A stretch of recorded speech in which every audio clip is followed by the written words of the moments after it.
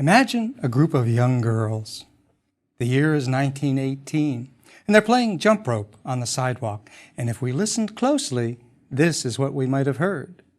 I had a little bird, and its name was Enza. I opened up the window, and in flew Enza.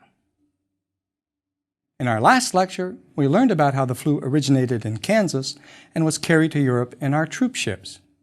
Today, we're going to learn what happened when that genetically altered virus that our soldiers carried overseas returned to our shores. We're going to look at the city of Philadelphia as a case study of how American cities responded to the pandemic, and we'll learn why the flu hit so many isolated native populations especially hard. Well, most authorities think that the American flu mutated into a killer in its new European population. And by late summer, this mutant or hybrid strain was poised and ready to re-enter the United States. Re-entry may have occurred August 12, 1918, from passengers on the Norwegian ship the Bergensfjord. The liner entered New York Harbor with 200 people sick. 4 of them had been buried at sea. And all of those sick and exposed people were so frightened, they ran down the gangplank as soon as it docked and scattered far and wide into the New York City population. Ms. Olson, a passenger on the Bergensfjord, was one of the first to die in America in that second wave of the flu. Over 500,000 Americans followed her into the grave. And this scene was repeated over and over again as the flu that America had sent overseas returned with a vengeance. June 1918, the city of Exeter arrived from Liverpool, docked in Philadelphia with 28 ill. The victims from the city of Exeter were rushed into strict quarantine, and the city was spared for a little while. The Somali, arriving from India with 89 sick crewmen, put ashore at Grosse Isle in Canada. And all of these port cities, all of these cities with large military installations, they turned out to be the most vulnerable. Boston was an early target. And one story is that a group of 106 sailors in Boston called in sick at the Commonwealth Pier. 26 of them died, and the flu spread rapidly from there. Camp Devens in Boston was especially hard hit. Colonel Victor Vaughan, former AMA president, was among those who were sent by the Army to Camp Devens to investigate the outbreak. Vaughan saw, quote, hundreds of stalwart young men in the uniform of their country coming into the wards of the hospital in groups of 10 or more. They're placed on the cots until every bed is filled, and yet others crowd in. Their faces soon wear a bluish cast. A distressing cough brings up blood-stained sputum, and in the morning, the dead bodies are stacked about the morgue like cordwood. One of the first cases at Devens was a young soldier from the 42nd Infantry. He ached so badly that he screamed whenever anyone touched him. He was misdiagnosed with meningitis, along with several others. In one single day at Camp Devens, 1,543 soldiers reported sick. Needless to say, the medical staff was soon overwhelmed, and then the doctors and the nurses started to sicken and die. One doctor at Devens describes it. One can stand to see 1, 2, or 20 men die, but to see these poor devils dropping like flies, it takes special trains to carry away the dead. For several days there were no coffins, and the bodies piled up something fierce. It beats any sight they ever had in France after a battle. From sailors and soldiers in coastal cities, the flu spread inland, following the rivers, following the railroads. It ravaged the Great Lakes Naval Training Station near Chicago. One of the nurses recalls wrapping still living men in winding sheets and putting death tags on their toes because it saved time and they were utterly exhausted.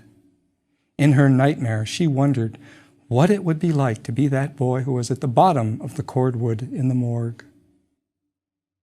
Camp Grant near Rockford, Illinois was jammed with over 40,000 troops, and Colonel Charles Hagedorn, who was commander of Camp Grant, decided to ignore the Army regulations against overcrowding. The camp medical staff objected, but they were overruled. The first soldier reported sick on September 21st from an infantry training group that included officers from Camp Devens. And within a week, he was joined by 4,102 soldiers. 1,810 reported sick in a single day. And that same day that the first soldier died of flu at Camp Grant, Hagedorn ordered a crowded troop train to leave Camp Grant for Camp Hancock near Augusta, Georgia. He ignored demands for a quarantine of the camp, and hundreds of men were packed into each car. The flu spread very rapidly on board that overcrowded train. 2,000 of the 3,100 soldiers on that train got the flu, with the death rate estimated at over 10%. Well, when the death toll at Camp Hancock passed 450 men, Colonel Hagedorn instructed his staff to clear the building, shut himself in his office, and shot himself. One of the reasons the flu was so terrifying at that time is that no one had any real idea of what had caused it. Researchers followed several bacterial dead ends. In the wake of the 1889-1890 flu pandemic, Dr. Richard Pfeiffer had isolated a new species of bacterium, which he called Bacterium influenzae, also known as Pfeiffer's bacillus. It's now known as Haemophilus influenzae, and it was thought by many, including the Public Health Service, to be the causative agent. This one comes a little bit too close to home for me because I nearly lost my only child to Haemophilus influenzae when he was 6 months old. Baby's first Christmas was a rather anticlimactic event. And when you ask a doctor about the odds of fatality for any disease and they can't look you in the eye, you should be very, very concerned. We discovered to our horror that this is a major killer, especially of children, and a very dangerous disease, but not, as it turned out, the cause of the 1918 flu. The bacterium could easily kill hosts in the lab, but the symptoms weren't quite identical to those of influenza. Nevertheless, Pfeiffer insisted that he had found the culprit, and his sterling reputation and his high standing in the scientific community managed to convince many of his colleagues that he was correct. But despite improved culture techniques, the bacterium wasn't always present in flu victims and was usually found together with several other pathogens. By 1919, the bacterial hypothesis had been rejected, and researchers were concluding that whatever the cause, it must be viral. But that was a very controversial conclusion because it was based entirely on negative evidence, the gradual elimination of all the alternative hypotheses. Remember, viruses back in 1918 were still a big mystery. The first influenza virus wasn't isolated and observed until 1934, and the first flu vaccinations didn't come along until 1944. So, was the whole thing a fiendish German plot? Maybe German spies had mined Boston Harbor with influenza-sprouting germs. Maybe it was started by Germans put ashore from U-boats, setting germs loose in theaters and other public places. There was no cure. Even secondary bacterial infections like bacterial pneumonia were untreatable. Sulfa drugs and antibiotics had not yet been invented. So medical treatment consisted mostly in comforting and, whenever possible, isolating the patient. In other words, basic nursing. Treatments included bleeding, saline or glucose injections, enemas, alcohol, camphor oil, heroin, morphine, mustard plasters, castor oil, sulfur smoke, lard mixed with camphor and chloroform, or my favorite, lard mixed with turpentine. That will cure you or kill you.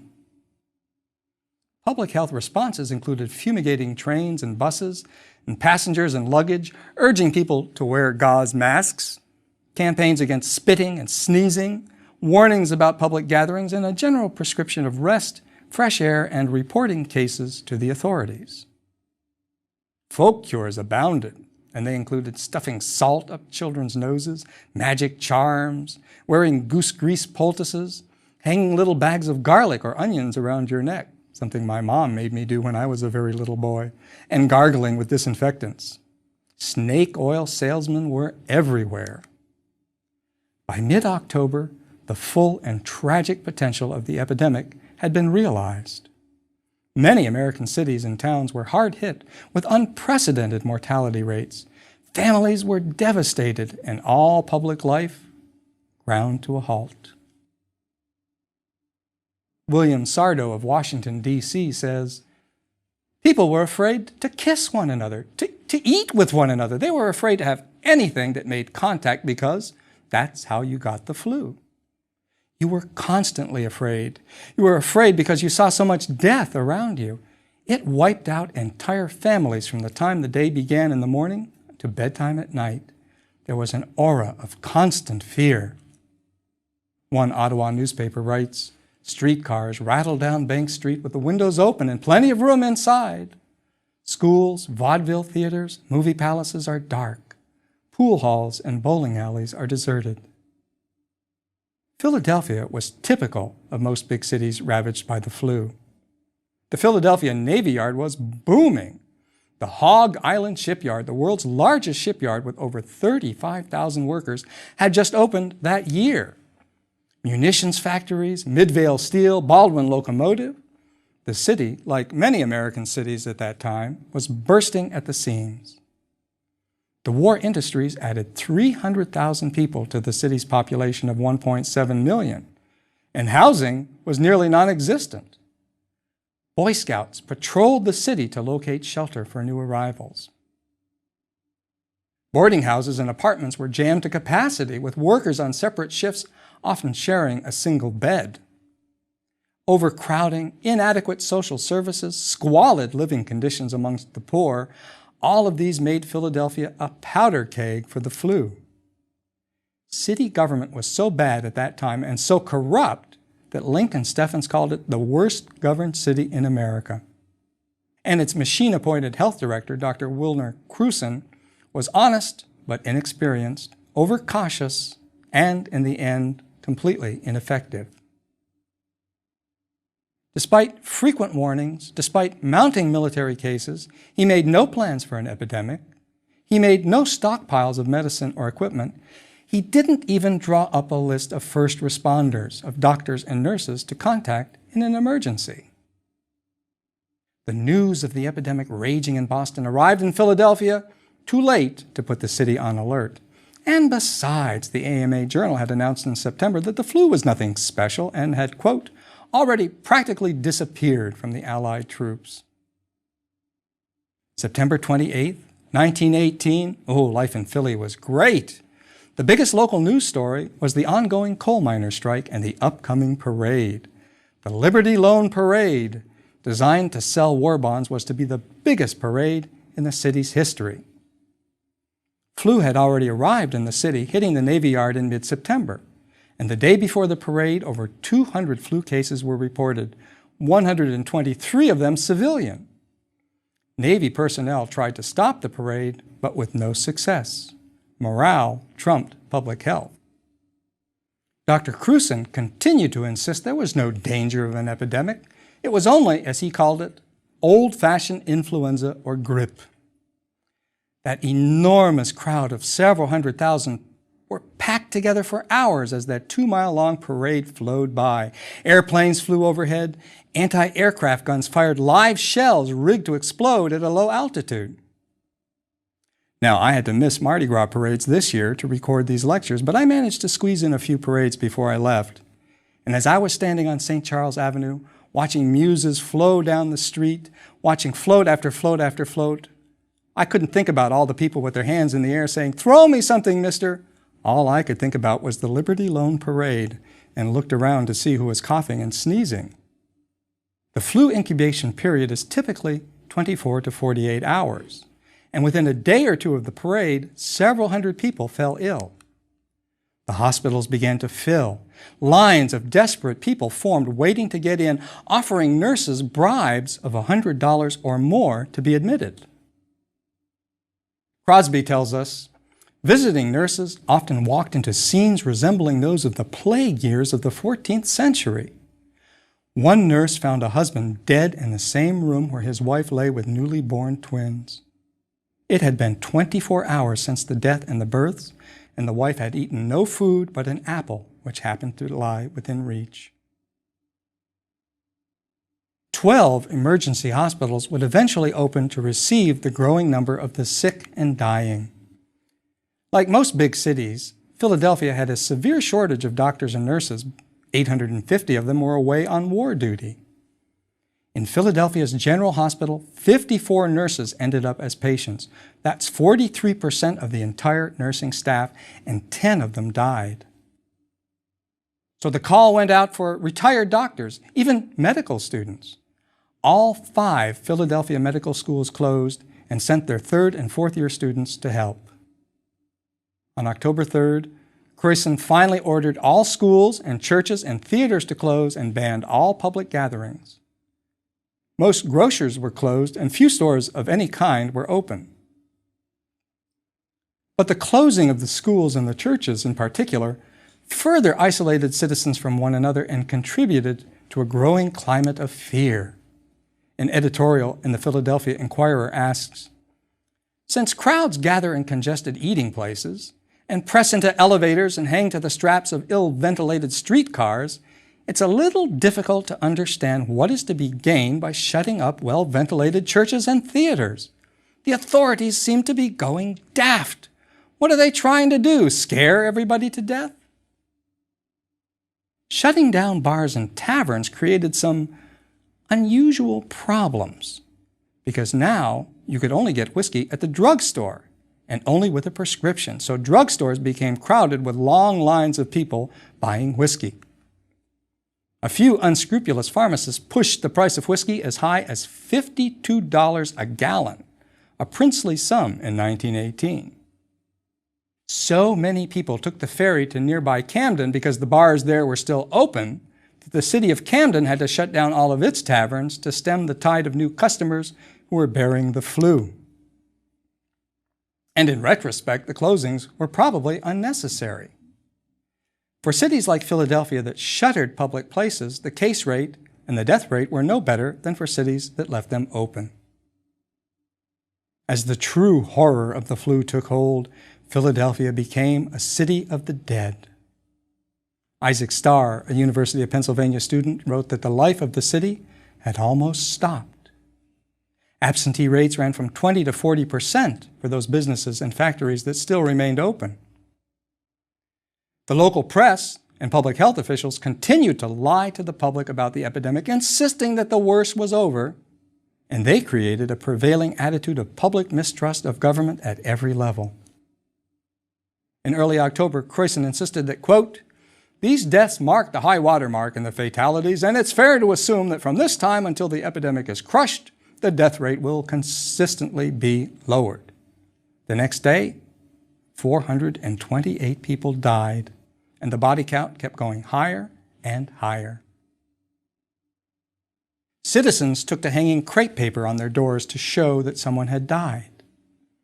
White paper meant that a child or young adult had died. Black meant that the victim was middle-aged, and gray was used to mark the death of the elderly.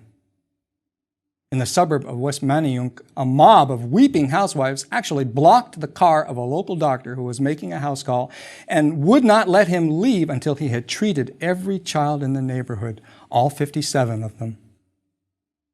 So many phone workers were out sick that calls were limited to emergencies only.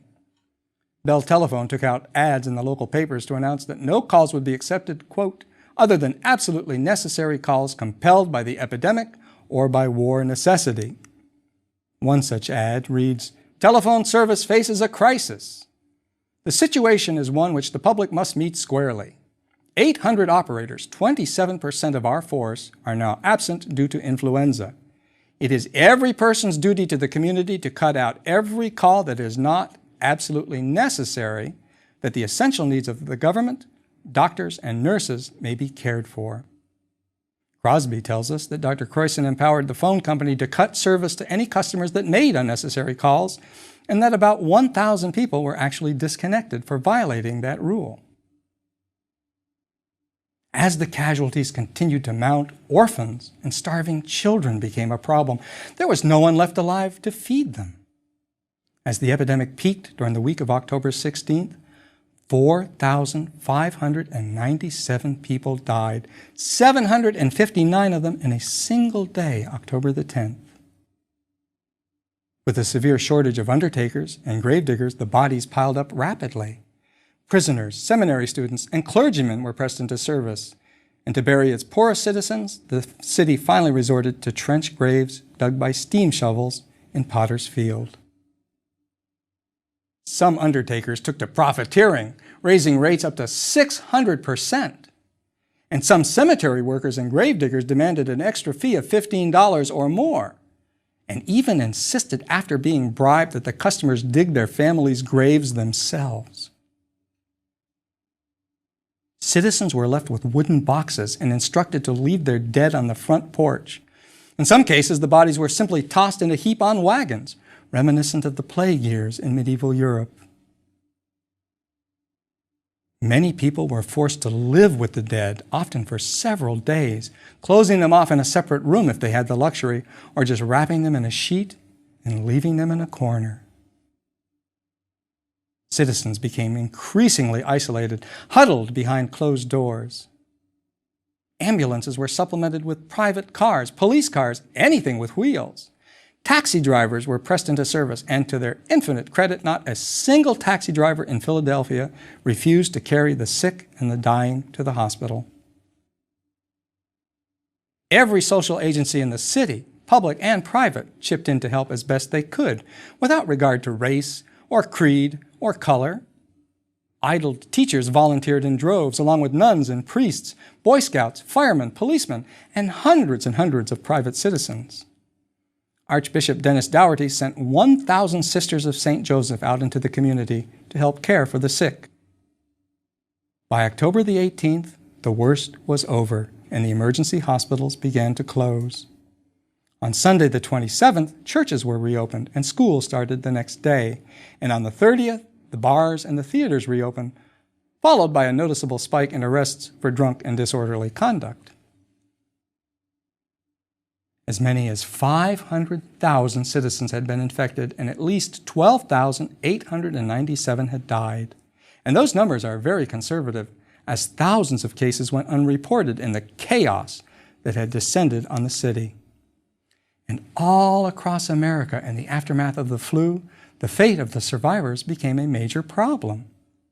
Many families were impoverished, with one or more breadwinners sick or dead. And the flu left behind a world filled with widows and orphans, 21,000 orphans from the flu in New York City alone. Deaths of 15 to 34-year-olds rose to 20 times the normal rate in a flu epidemic, so it wasn't just the very young or the very old who died this time. Why did so many more young adults die? We're going to try to answer that question in our next lecture. More elderly people survived than usual, we think because they might have been exposed to a similar virus earlier in their lives. And that initial attack may have been so mild it wasn't noticed, but it left them with at least partial immunity to the new related virus. Influenza is a little unusual in that new strains are fiercely competitive with one another. And this is an interesting example of competitive exclusion, which we learned about in our very first lecture. One competitor is so successful, it drives the other into local extinction. The flu triggers the body's immune response against any and all strains of the flu that person has ever come in contact with. So an existing strain that tries to reinfect someone will find the door already closed and will rapidly die out as a result. So only one subtype of flu can exist in the human population at one time.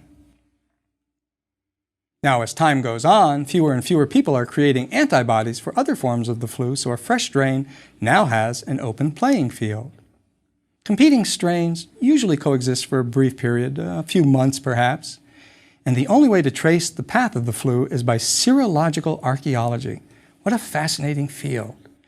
Taking blood samples from various age groups and examining the antibodies to see what strains each age group had been exposed to, and try to link those up with recorded instances of epidemics or pandemics. The third and final wave followed in late 1918 and into early 1919. And the flu at this point seems to have gradually mutated into a weaker strain because the third wave was short, it was sharp, but relatively mild compared to that killer second wave. The final toll was grim. Estimates of American dead run to 675,000, and that's out of a population of only 105 million. Britain lost 228,000 to the flu. The best global estimate out of 1.8 billion is 50 to 100 million dead, and that comes from Nobel laureate and flu expert Dr. McFarland Burnett. Naive native populations were especially hard hit. Many isolated populations avoid regular contact with common viruses, and that leaves them highly vulnerable in pandemics because they have no immunity whatsoever. American Samoa, on the other hand, survived without a single victim because of its early and very effective quarantine. Australia had the lowest global death rate, also thanks to an early quarantine. At the very end, a troop ship with 96 soldiers did finally sneak into port, but by then the virus had weakened. In Chiapas, Mexico, 10% of the population died. In the Fiji Islands, 14% of the population died in 16 days. In Nome, Alaska, out of 300 Inuits, 176 died, and many Inuit villages were completely wiped out, with some villages sustaining 85% casualties or more. Over 20 million people are now thought to have died in India alone. One Delhi hospital treated 13,000 flu patients only to watch over 7,000 of them die. An estimated 1/3 of the entire population of Labrador died. Okok, Labrador, 266 citizens, only 59 survivors. Hebron, 150 Inuits dead out of 220. And in many rural and isolated areas, packs of wild dogs became a serious problem. Starving dogs often broke into dwellings to feast on the dead or on those too sick to fight back. The Reverend Andrew Asbo shot over 100 dogs before he was rescued. The virus killed an estimated 7% of the entire population of Russia and Iran. These kinds of epidemics are sometimes called virgin soil epidemics. Everyone on Earth at one time was probably exposed to that virus. Those who survived the infection formed an immune reaction, so in the end, the virus had no place left to go. It couldn't maintain itself in the human population. Well, fortunately for the flu virus, at any rate, it doesn't need humanity to sustain itself. Birds are its primary host, and as long as the bird populations are healthy, the flu will always find a home. At the height of the second wave, Victor Vaughan nearly lost hope. He writes, "If the epidemic continues its mathematical rate of acceleration, civilization could easily disappear from the face of the earth within a matter of a few more weeks." But by late November of 1918, the crest of the influenza deaths had passed. It was the worst epidemic in the history of mankind. Many great cities like Philadelphia ground to a halt for several weeks during the pandemic. And as the city of brotherly love reminds us, these disasters bring out both the best and the worst in humanity. So what can we do if this killer virus returns? In our next lecture, we're going to wrap ourselves in the cloak of Sherlock Holmes. We're going to follow the trail of one of the most curious detective stories of modern times, the search to recover an intact flu virus, a discovery that could help prevent the next pandemic. We're also going to learn how the 1918 flu may have helped to set the stage for World War II by infecting President Wilson at a critical stage of the peace talks.